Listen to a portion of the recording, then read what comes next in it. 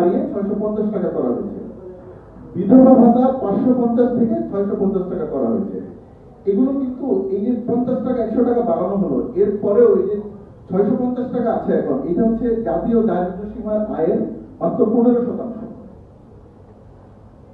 আমরা যে আইনগত ভাবে বাধ্যতামূলক রেশন ব্যবস্থা, এটা তো করা হয়ই নাই, বরঞ্চ টিসিবির যে কার্ডের মাধ্যমে 1 কোটি পরিবারকে ফ্যামিলি কার্ড বলে যেটা পরিচিত, যেটা দেওয়া হতো, এইটা এই সরকার আসার পরে অনিয়ম দুর্নীতির অভিযোগে প্রায় হচ্ছে 57 লাখ প্রায় 43 লাখ কার্ড কিন্তু বাতিল করা হয়েছে অনিয়ম দুর্নীতির অভিযোগে। এইটার কিন্তু আর কোনো খবর নাই। যে এটা তো অনিয়ম দুর্নীতির অভিযোগে যদি বাতিল করা হয়, তাহলে যারা প্রাপ্য, যাদের প্রাপ্য তাদেরকে তো দিতে হবে। মোট 1 কোটি বরাদ্দটা তো থাকতে হবে। কিন্তু আমরা দেখলাম এবারের বাজেটে 57 লাখ কার্ডের কথা বলা হয়েছে বরাদ্দ। তার মানে কি আগের থেকে কিন্তু অর্ধেক হয়ে গেল। আগের সরকার যেটা দুর্নীতিগ্রস্ত হলেও 1 কোটি পরিবার তো পেত, এটা অপর্যাপ্ত হলেও পেত, কিন্তু এখন সেটা কি হলো, এটা 57 লাখে নেমে আসলো। এবং এই বাকি যে 43 লাখ, এটা কি হবে এরকম কথাই নাই। বরাদ্দ ওই বরাদ্দটাই করা হয়নি। তার মানে কি, এটা হচ্ছে নীরবে এটা কিন্তু বাদ হয়ে গেল। এরপর সামাজিক নিরাপত্তার যে প্রোগ্রামগুলো আছে, এগুলো 140টা থেকে কমিয়ে 95টাতে নামিয়ে আনা হয়েছে এবং টোটাল বরাদ্দ 1,34,000 কোটি টাকা থেকে কমে হয়েছে 1,16,000 কোটি টাকা। এখন এই যে টোটাল বরাদ্দ, এই টোটাল বরাদ্দের মধ্যে একটা দেখলাম যে টোটাল বরাদ্দ হ্রাস পেয়েছে। আরেকটা যেটা সুপারিশ ছিল, যে বরাদ্দে অনেক জিনিস দেখানো হয় যেটা আসলে দারিদ্র বিমোচন কিংবা সামাজিক নিরাপত্তার যে সংজ্ঞা, এটার মধ্যে পড়ে না। সুপারিশ ছিল যে এগুলো যেন বাদ করা হয়। সেখান থেকে সরকার একটা সুপারিশ রেখেছে, অনেকগুলো বাদ করার সুপারিশ এসেছিল, সরকার একটা সুপারিশ রেখেছে, সেটা কি সঞ্চয়পত্রের সুদ, যেটা একটা ভালো পদক্ষেপ যে সঞ্চয়পত্রের সুদটা বাদ দিয়ে। কিন্তু দেখেন রেখে দিয়েছে কোনগুলো, সরকারি কর্মচারীদের পেনশন। এখন সরকারি কর্মচারীদের যে পেনশন, কৃষি খাতে ভর্তুকি, তারপর মুক্তিযোদ্ধা ভাতা, বিনামূল্যে পাঠ্য বই বিতরণ, এগুলো তো সামাজিক নিরাপত্তা খাতের কর্মসূচি হিসেবে আগের সরকার যেমন দেখিয়েছে, এই সরকারও তাই দেখাচ্ছে, শুধু বাদ দিয়েছে সঞ্চয়পত্রের সুদের ব্যাপারটা। এখন আমরা যদি এগুলো বাদ দেই, এগুলোকে যদি সামাজিক নিরাপত্তা হিসাব থেকে বাদ দেই, তাহলে কি দাঁড়ায় যে সরকারি কর্মচারীদের পেনশন বাবদ 35,000 কোটি টাকা বরাদ্দ, কৃষি ভর্তুকি বাবদ 17,000 কোটি টাকা, মুক্তিযোদ্ধা ভাতা বাবদ 4,800 কোটি টাকা, পাঠ্য বই বিতরণ বাবদ 2,193 কোটি টাকা।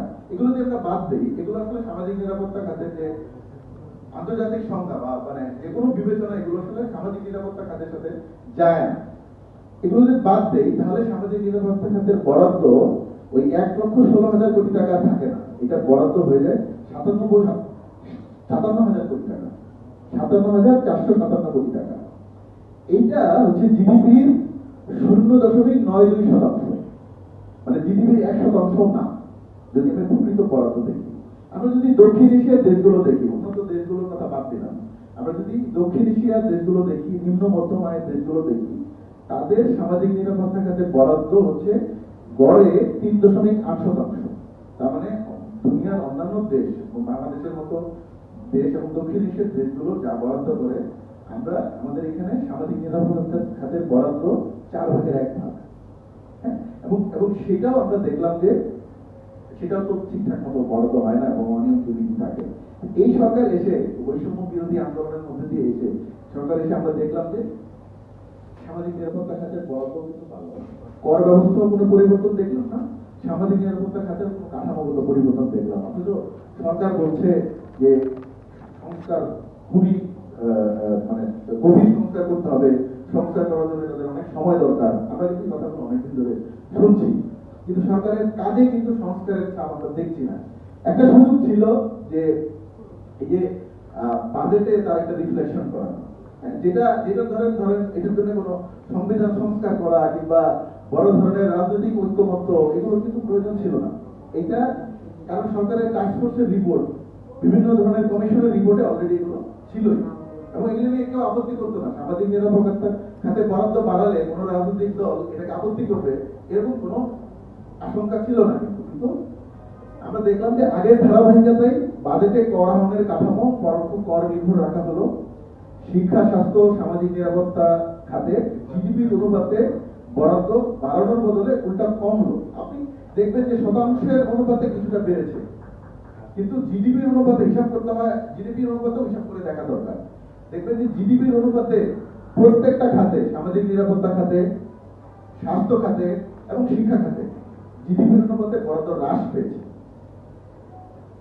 অথচ এসব খাতে জনমুখী সংস্কারের জন্য সংবিধান সংস্থা কিন্তু রাজনৈতিক ঐক্যমত্যে পৌঁছানোর মতো কোনো ধরনের জটিলতা ছিল না।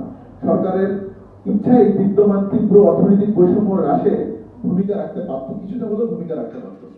নিজের আয়ত্তের মধ্যে থাকা এই সংস্কারটুকু যে সরকার করার চেষ্টা করলো না, সে সরকার যে সংস্কার বিষয়ে আসলেই আন্তরিক, দেশের মানুষ তা বুঝবে কি করে?